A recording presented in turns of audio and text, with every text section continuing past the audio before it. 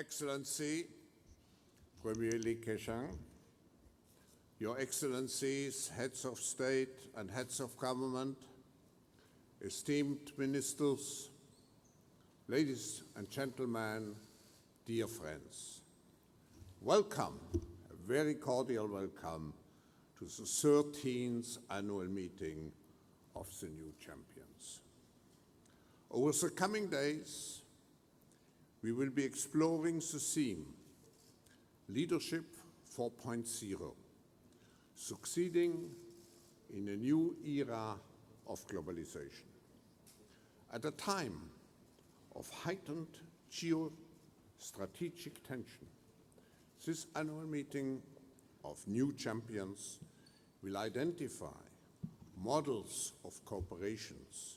It will be a commitment to cooperation, and it will highlight how businesses can shape the future in the age of the fourth industrial revolution to deliver sustainable, inclusive growth. We are clearly living in challenging times where we need the wisdom and experience of different stakeholders to come together for the common good.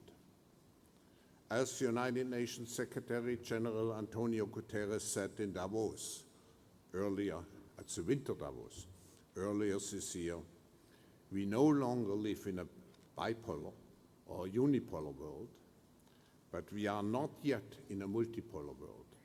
We are in a kind of chaotic situation of transition. The burning question from the perspective of the World Economic Forum is how to foster international collaboration in such a new era. We need a new type of globalization, globalization 4.0, which must respect diversity and must accept that different nations have different approaches to development and different concepts for the way in which their economies should be managed and their societies should be governed. But those differences should not stop us from looking for common solutions for common challenges. The world needs more globalization, not less, since in the age of the fourth industrial revolution, we will be even more globally interlinked and interdependent. As President Xi stated in Davos, we will be a community of shared destiny. Gathered here in Dalian are the new champions, all those who are building the world of tomorrow with new ideas, new initiatives, but always with the spirit of cooperation in mind, and always with the mission of the Forum, the World Economic Forum in mind, improving the state of the world.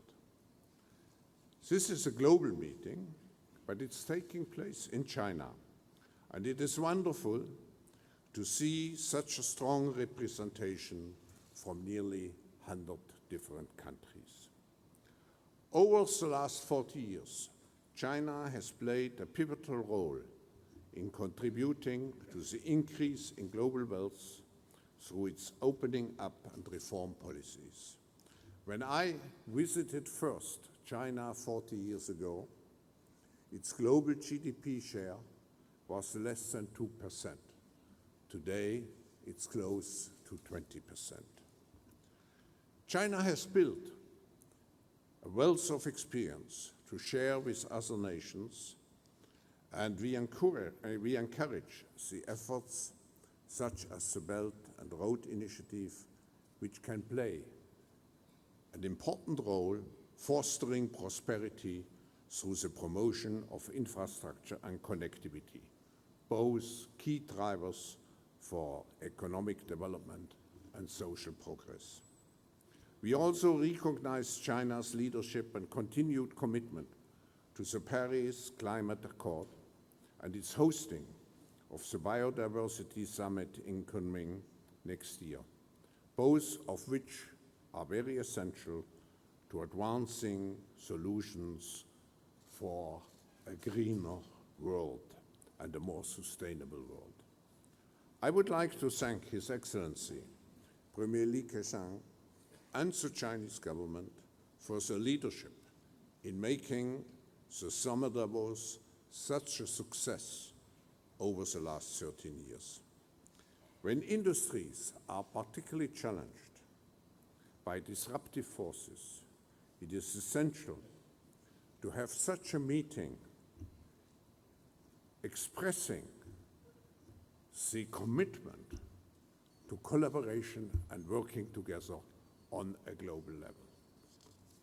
Ladies and gentlemen, dear friends, it's my great honor to invite His Excellency Li Keqiang, Premier of the People's Republic of China, to the podium to share his perspectives and remarks.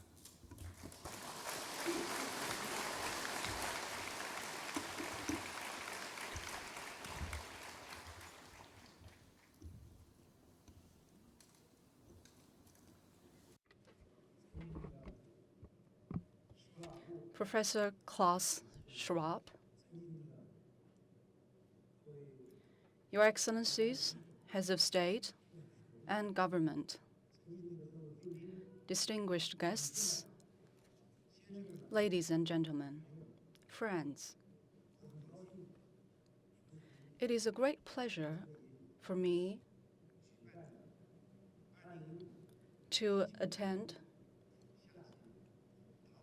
the opening ceremony of the annual meeting of the New Champions 2019 held in Dalian. On behalf of the Chinese government, I wish to offer warm congratulations on the opening of the annual meeting, and I also would like to extend a warm welcome to all guests and journalists.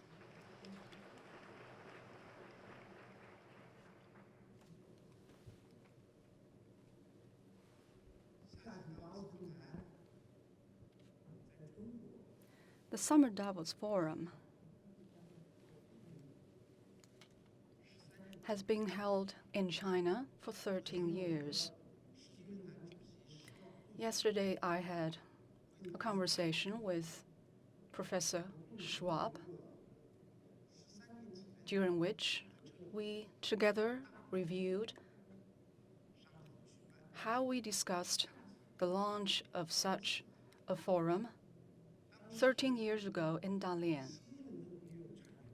It was a time when a new round of industrial revolution was on the rise, economic globalization was picking up speed,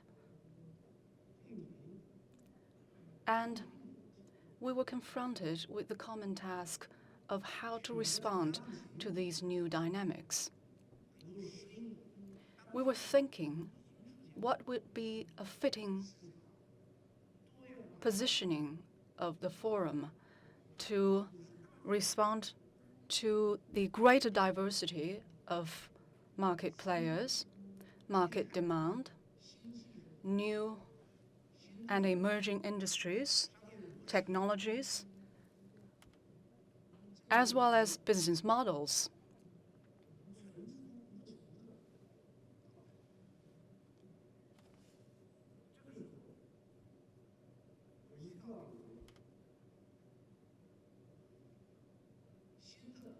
At such a juncture, we must come up with new approaches and measures.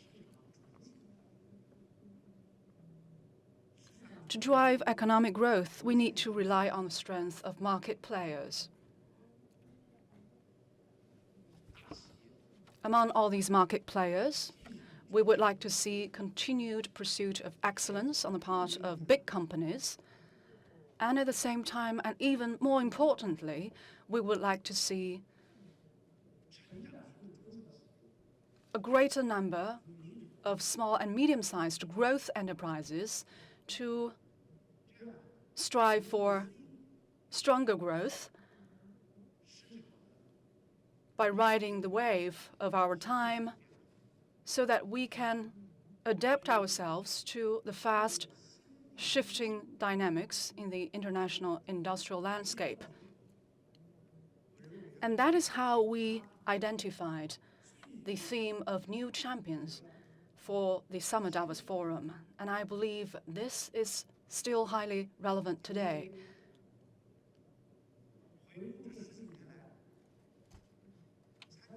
As we look back over the past 13 years, we can see that quite a number of growth enterprises present at the Summer Davos Forum have become strong, bigger companies, and they have enjoyed inclusive development amidst a very big market. And I believe it is the job of the Summer Davos Forum to offer them such a platform, offer all types of market players such a platform, especially those with new ideas and new technologies, and those who are in the midst of growth and of small and medium size, giving them an opportunity to compete on a level playing field with bigger companies for common progress and prosperity.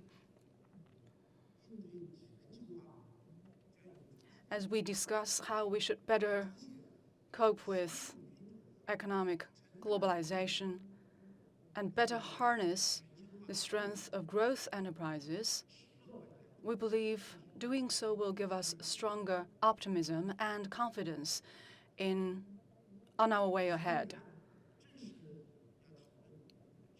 I understand economic globalization will be featured prominently in the discussions of this year's annual meeting. This is a highly relevant topic.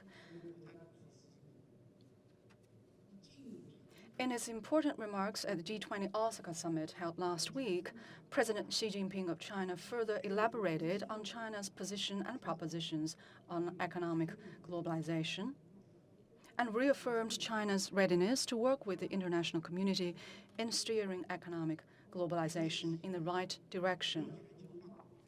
There has been much discussion about globalization in the international arena in recent times. I think first and foremost, we need to recognize that globalization has made it possible for us to offer consumers more options, producers the opportunities to pursue innovation and new technologies, new forms of business, and new business models. Globalization has also helped promote international division of labor and made it possible for countries to leverage their respective strengths. I think it's fair to say that all have benefited in this process. The latest round of industrial revolution born in the age of globalization has closely knitted together global industrial innovation and value chains thanks to the ubiquitous networked platforms.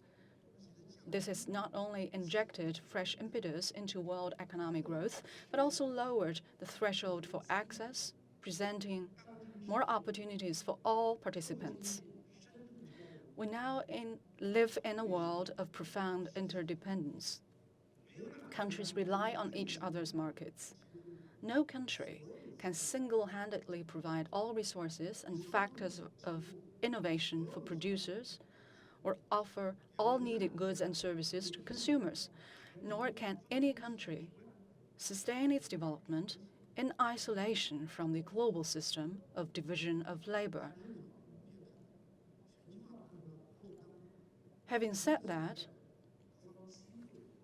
we need to acknowledge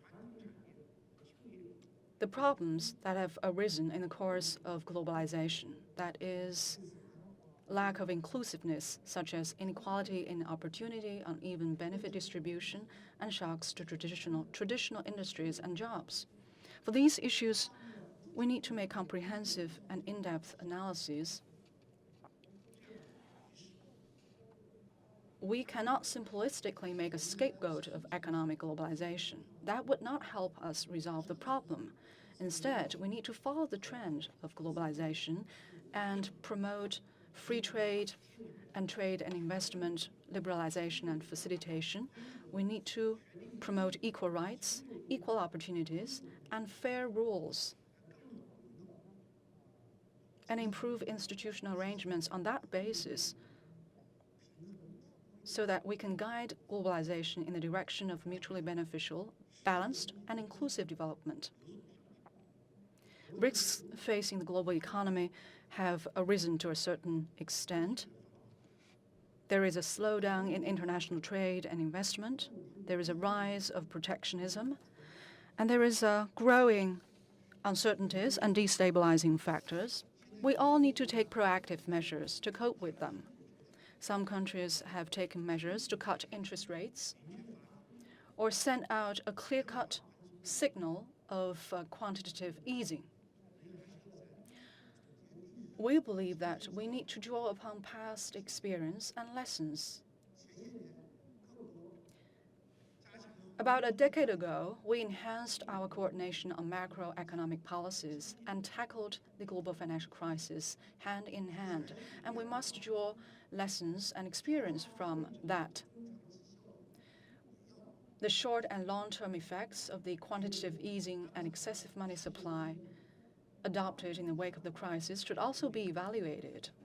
In the face of slowing global growth, we believe we must live the spirit of partnership.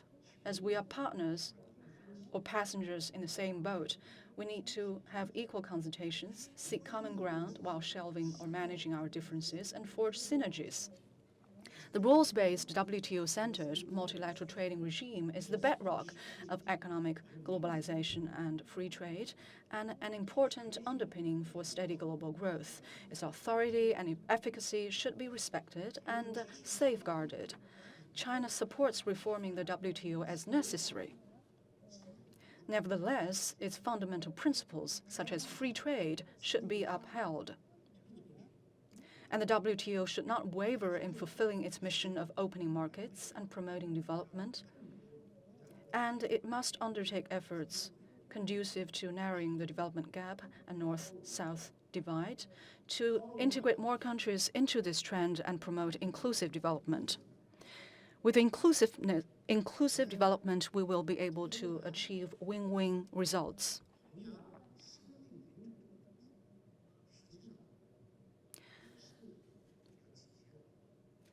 Under the new champions theme of our forum, one of the key purposes is to promote inclusive development. Ladies and gentlemen, in the past 40-plus years of reform and opening up, China has shared opportunities and benefits with other countries through opening up and actively integrated itself into the international division of labor and global industrial innovation and value chains. In this process, China endured huge pressure, paid high prices, and experienced a lot of pain. But we saw globalization as an irreversible trend and never lost sight of the general direction of integrating into the global economy. We stood firm in the face of all difficulties, and it has been borne out that our efforts have paid off, benefiting not just China, but also the rest of the world. The past 4 decades and more have also seen China open itself further to the world and fully honor its commitments. China has been introducing more opening up measures. Its opening up process has been going forward. China will remain committed to all-round opening up and building an open economy of a higher standard. We will advance the opening up of the manufacturing sector by following through on the commitment to ease foreign equity restrictions, such as in the auto industry, encouraging foreign investment in high-quality manufacturing, and supporting foreign businesses in investing in advanced manufacturing, such as electronics and information technology, equipment manufacturing, pharmaceuticals, and new materials. Foreign businesses making such investments will be eligible for preferential treatment in terms of import of self-use equipment, corporate income tax, and land use. It is fair to say that China's manufacturing sector has been fully opened up. In some key areas which are of great interest to foreign investors, restrictions on foreign ownership will be further eased. At the same time, we will further open up financial services and modern services. We will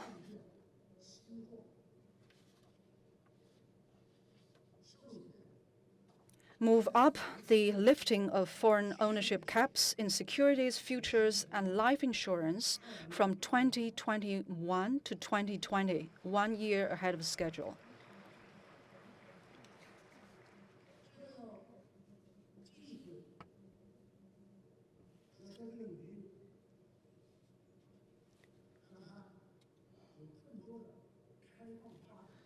This shows China's commitment to opening up and generating more opportunities in these related areas. And this is also China showing to the rest of the world that we are determined to carry forward our opening up in the services sector. Our opening up pace will only be accelerated.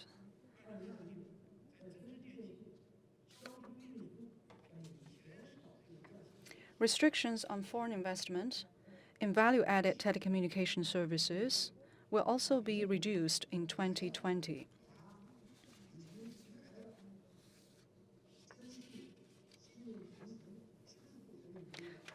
Foreign-funded institutions will receive national treatment in credit investigation, credit rating, and payment.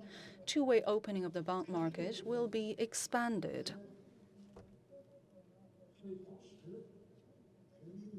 In this process, we have the confidence that the RMB exchange rate will remain broadly stable at an adaptive and equilibrium level.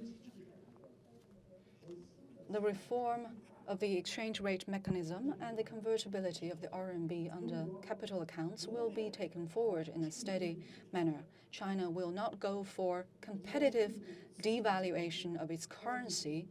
China will continue to cut overall tariffs voluntarily, remove non-tariff barriers, actively increase the import of goods and services, and enhance import facilitation.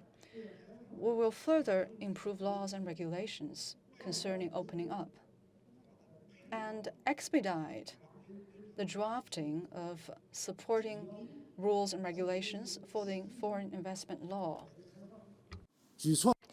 Meanwhile, we will eliminate those laws and regulations inconsistent with reform and opening up, and we will complete this task by the end of this year. And these measures will take effect along with the foreign investment law on January the 1st, 2020. This requires us to formulate supporting regulations and laws of the foreign investment law. We would also move faster to sort out laws and regulations inconsistent with the foreign investment law. So our direction is to shorten the negative list, and we are also open up more areas for foreign investment. That is the general trend.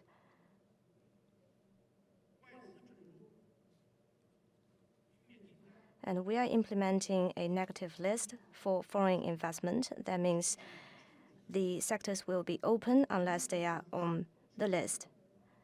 Next year, we will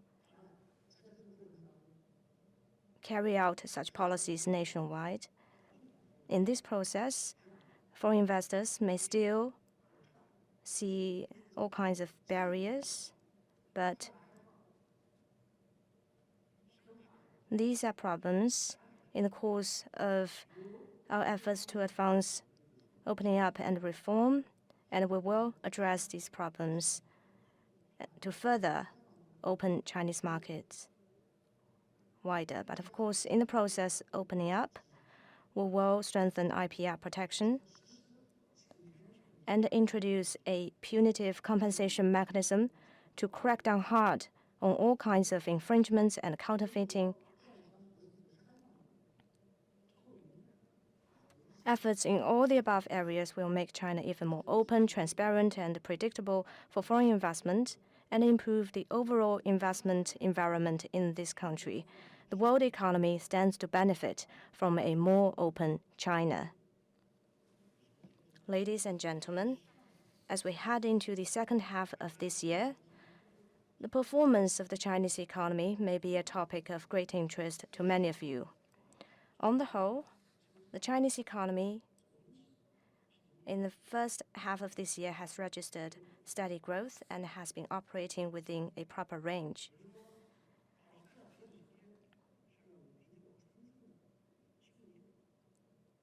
And to stay in a proper range, we need relatively full employment.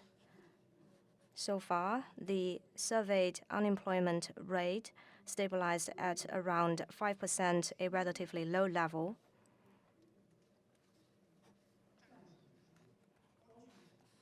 And the high-tech manufacturing industry and strategic emerging industries grow faster than the entire industrial sector. The service sector is growing faster than other sectors. Let me give you some statistics. In the first 5 months, the average number of newly registered businesses has risen substantially to 18,900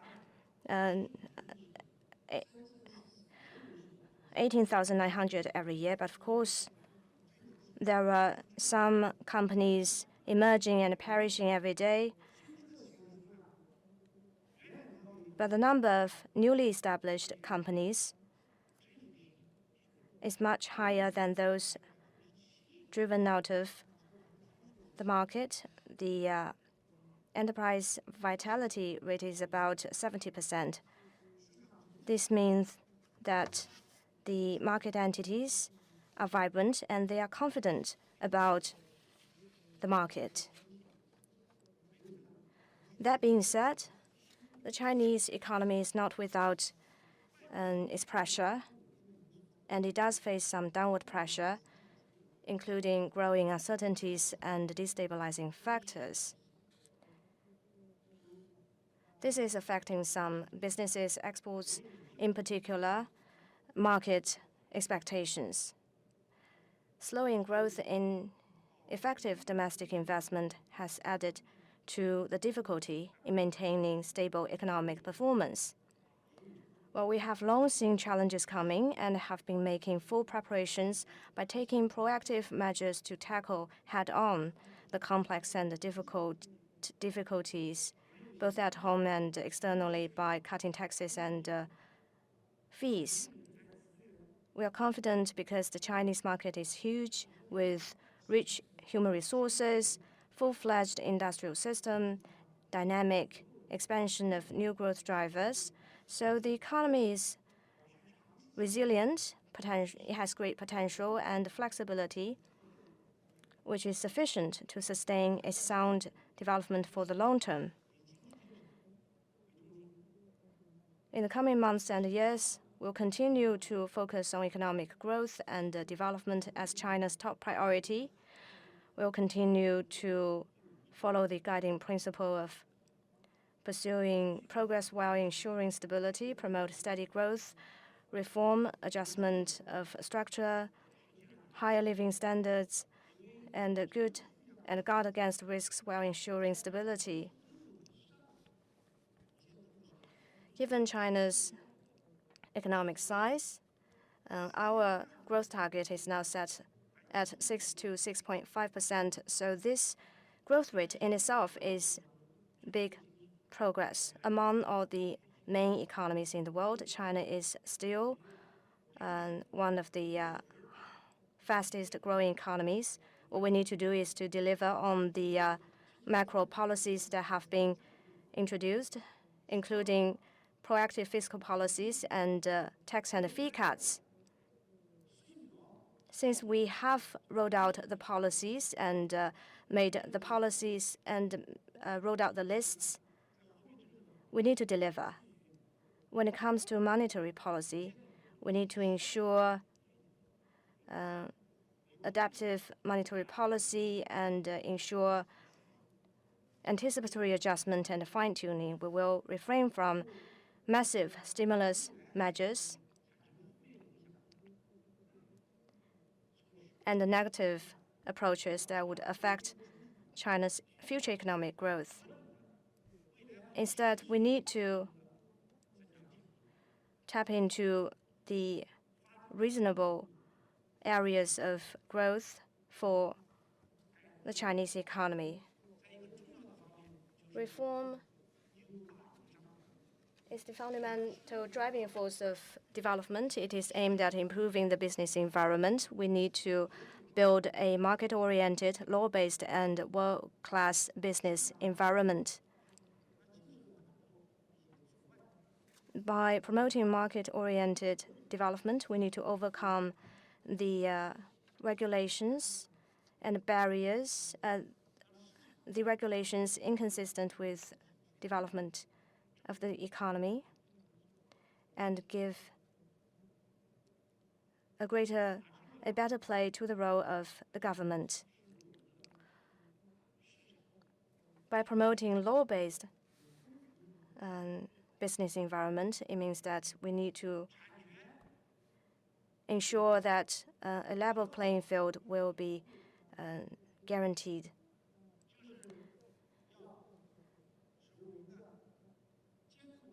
To protect the lawful rights and interests and ensure that our market regulation is impartial so that all companies at home and abroad and all companies under all types of ownership will enjoy a level playing field and a fair business environment. By promoting a world-class business environment, it means that we will further open up and our business environment will be aligned with international rules and standards.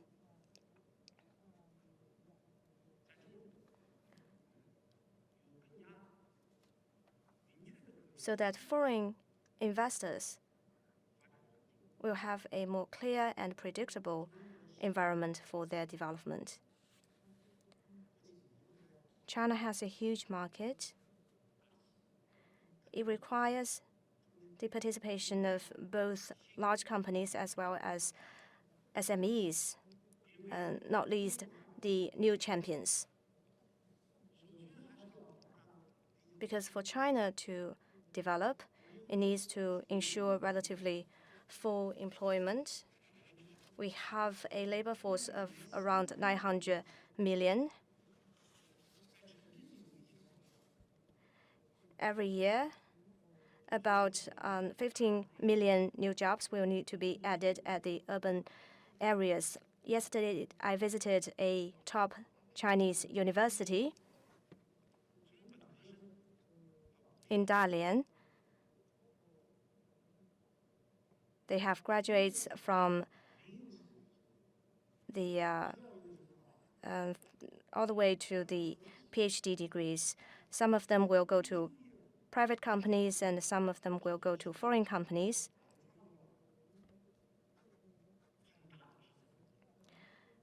So they can really support the job market to a very large extent. What we need to do now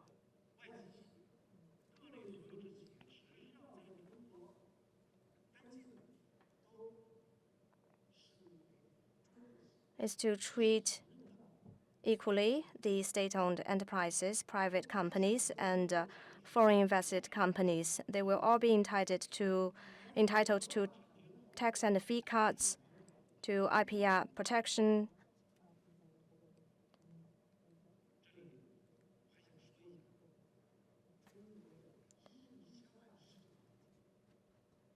And I also want to mention that among the 11 million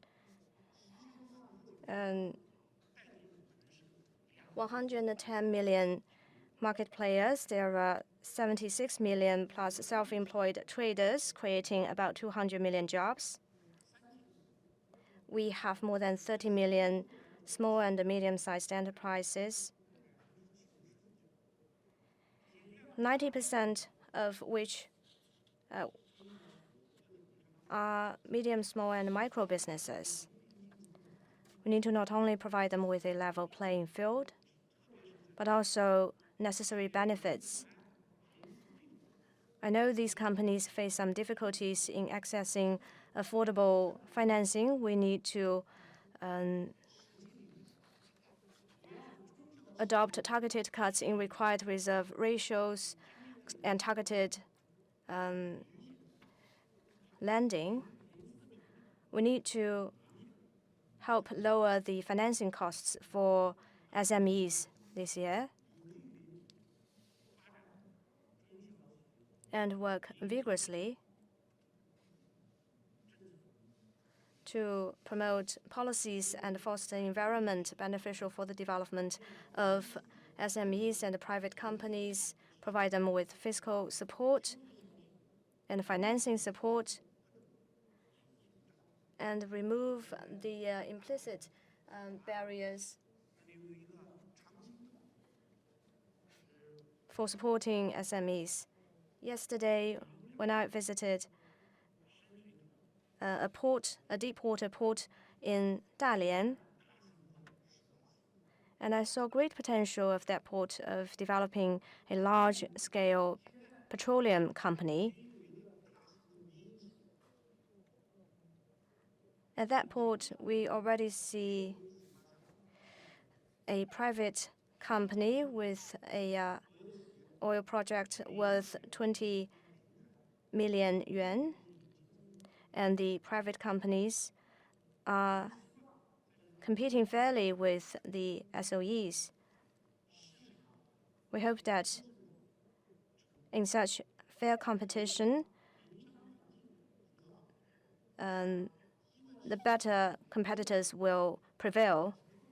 So we need to ensure market vitality and cement the foundation of the steady growth of the Chinese economy. And development is also aimed at improving people's lives. And their aspiration for a better life underpins our endeavors. We need to work to foster a healthy cycle of economic growth and higher living standards for the people. China has about 100 million market players and a population of 1.4 billion. The higher living standards will produce huge market demand, especially in the services sector. So we need to promote infrastructure improvement in the urban areas and the development of the services industry to meet the diverse needs of the people. We need to rely on market forces in achieving these goals, and the government is to play a guiding role. The purpose of our endeavors in pursuit of development is to deliver a better life for our people, and when their lives are improved, it will generate tremendous market opportunities. So we must pursue openness, inclusiveness, and win-win. And that is the experience we have drawn from our own course of development, and we believe that it is also highly relevant and applicable for global development. We hope that globalization will become more open, mutually beneficial, delivering benefits to all.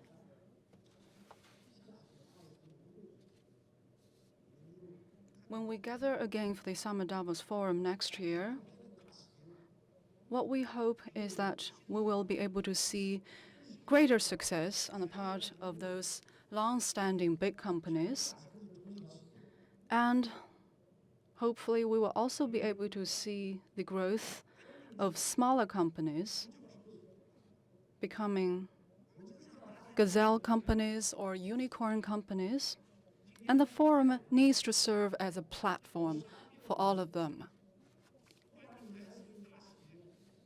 I want to say to all the participants today, whether you represent big companies or smaller firms, we hope there will be a level playing field for all of you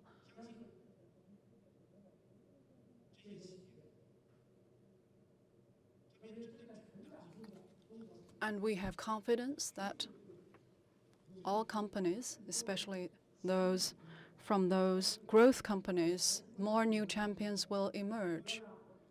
In the course of globalization, we hope that all will have access to more equal opportunities for development, for upward social mobility. I wish, in conclusion, the annual meeting this year a full success. The following Q&A will be consecutively interpreted. The following Q&A will be consecutively interpreted.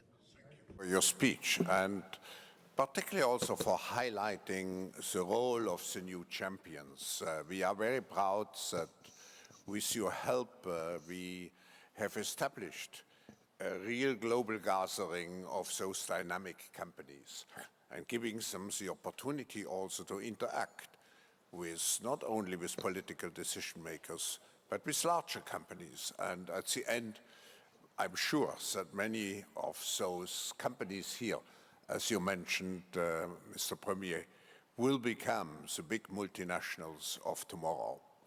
But let me also highlight what you just told us. First, that the reform and opening up process will be continued. I'm happy to hear it, and I was convinced that I will hear it. But also, particularly that the dynamics of the Chinese economy are still in place. We should not forget that China, when we speak about 6% economic growth, it still corresponds to the economy or even of some of the G20 countries. Let me follow up with one question, Mr. Premier. I know at the political bureau meeting of the CPC Central Committee last year, there was a special emphasis on the so-called 6 stabilities. Employment, finance, foreign trade, foreign investment, and economic expectations.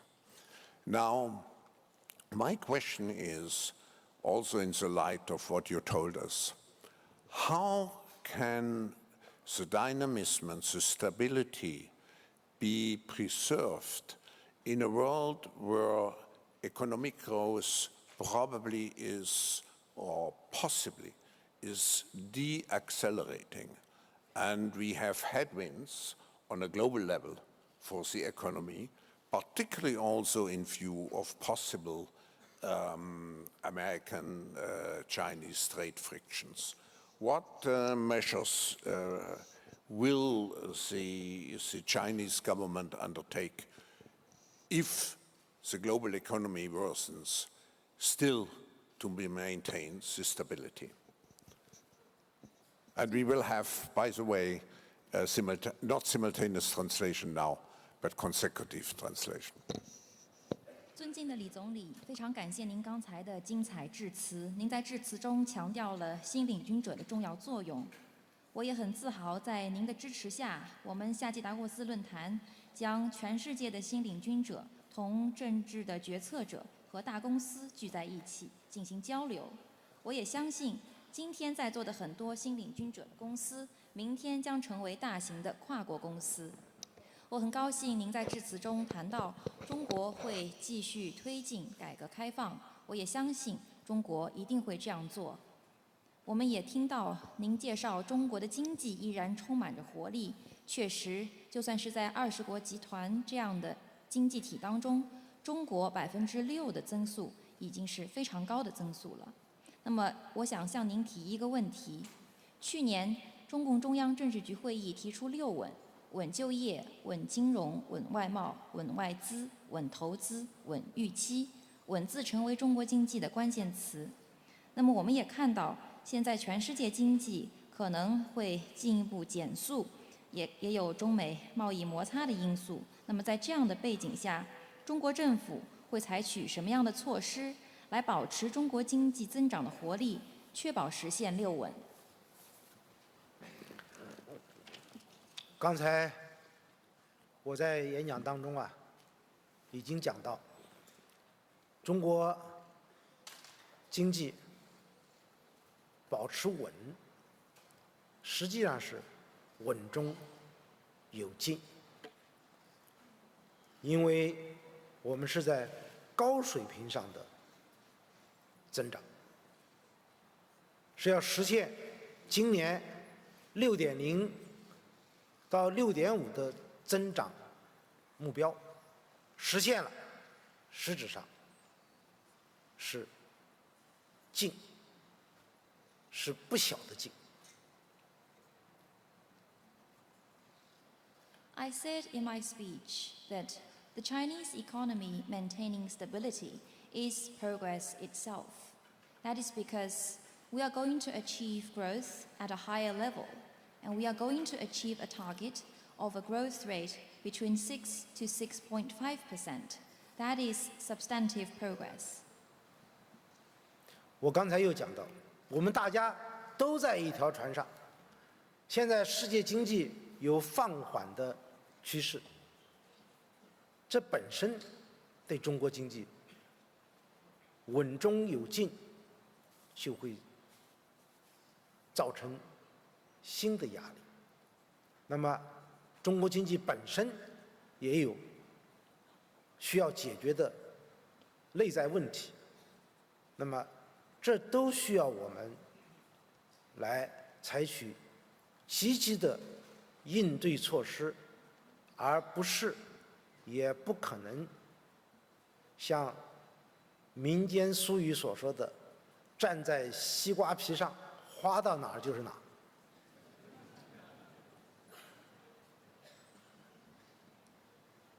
As I explained in my speech, we are like passengers in the same boat, and the slowing global economy poses new pressure for the Chinese economy.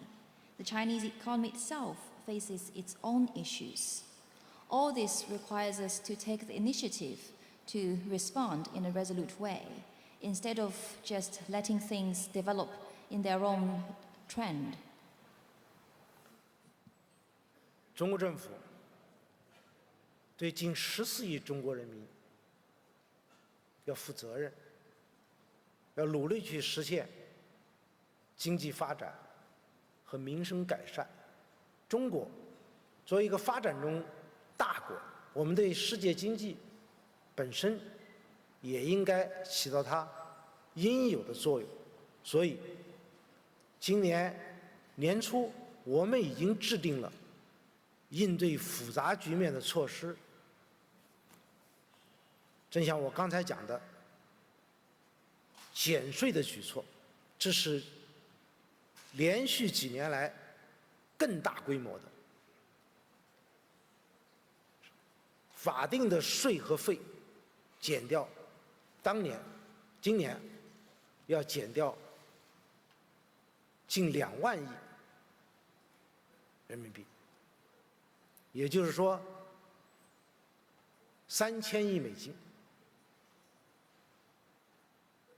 这给企业会减轻很大的负担，而且据我了解，现在很多企业把减税的钱不是用来发工资、搞福利，而是用来研发投入，那就是说来推动企业未来有更大的发展空间，当然也就会提高他员工的，逐步提高他员工的收入。The Chinese government showed us responsibilities for its 1.4 billion people. We will continue to seek greater economic development and improvement in people's lives. And as a major developing country, China will continue to play its due role for the development of the global economy. Since the beginning of this year, the Chinese government has taken measures to cope with the complex situation. As I mentioned in my speech, we are working on deeper cuts in taxes and fees. And the reduction of statutory tax and fees are expected to reach nearly 2 trillion RMB yuan, which is about 300 billion US dollars. This, we believe, will significantly reduce the burdens on the businesses. To my knowledge, most of the businesses have used the money saved, not on the wage or welfare payment for their employees, but on R&D development. And this, I believe, will give the businesses a greater space for their future growth. Of course, at the same time, their growth will mean increase in the income of their employees.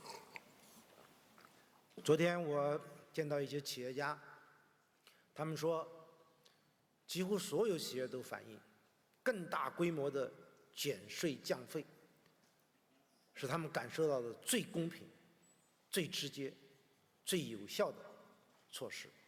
但是现在，政府的财政收支矛盾确实凸显。我们今年下半年要做到的就是坚决兑现减税的承诺。所谓让人民过好日子，那么政府嘛，当然应该过紧日子。我们有办法。When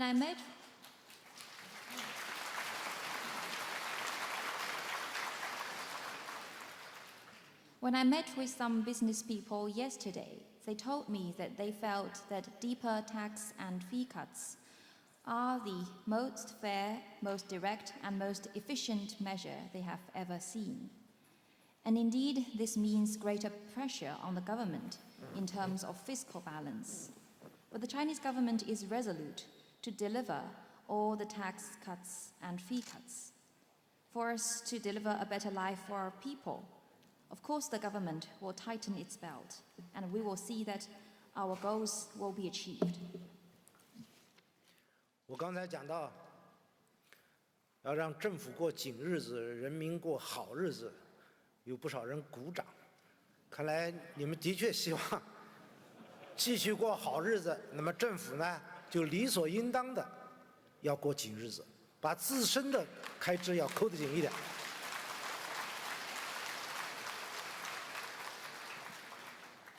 Well, the warm round of applause just now, I think, reminded me that all the people here agree that for people to live a better life, it is natural for the government to tighten its belt, and we will do so. 那么，让人民过好日子，让企业、让市场主体，就要有一个发展的环境，有一个营商的环境。让他们呢可以更好的发挥市场主体的创造力。所以我们第二个也是非常重要的措施，就是推进放管服改革，优化营商环境，打造一个市场化、法治化、国际化的营商环境，这是我们今年重点工作之一。刚才我已经解释了，不多说。While working hard to deliver a better life for our people, we will also work to foster a more enabling environment for businesses and other market entities, so that they will better harness their creativity and dynamism. And that brings me to my next point, which is another important part of government's job this year. That is to continue to delegate powers, strengthen compliance oversight, and improve services, and foster a world-class, market-oriented environment governed by a sound legal framework. 第三，就是要在民生需求当中来寻找投资和消费的热点。就是让我们的投资消费的举措，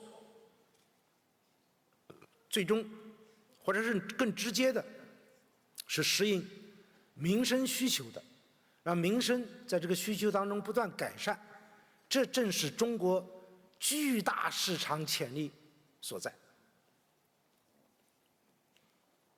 And the third thing we are doing is to identify those key areas for investment and consumption that at the same time meet people's need for better livelihood. And we will take measures in this regard, and we believe that all these areas also entail huge market potential. 13年前，在这里举办夏季达沃斯论坛的时候，谁能想到中国人今天能发展到13亿部手机？那个时候大概有一部这么快的速度，这个手机都是个人的，这说明中国人，这一个例子就说明中国人当中所蕴藏的消费潜力有多大。Now, when the Summer Davos Forum was inaugurated here 13 years ago, who would have imagined that today there would be 1.3 billion cell phones in China? And that, I believe, is a vivid example of the tremendous potential in consumption in China. 所以说，稳定中国经济，顶住下行压力，并且实现稳中有进、稳中向好。从关键还在于激发1亿1000万市场主体的活力，挖掘近14亿人的市场消费诸多方面的潜力，这是中国经济长期向好的支撑。In a word, to ensure steady economic growth in the context of the downward trend and pressure, and to achieve stability and progress at the same time, the key is to boost dynamism of the 110 million market players and unlock the potential in the consumption of nearly 1.4 billion Chinese people. That holds the key to our efforts to ensure steady economic progress. 谢谢。 Thank you. Thank you.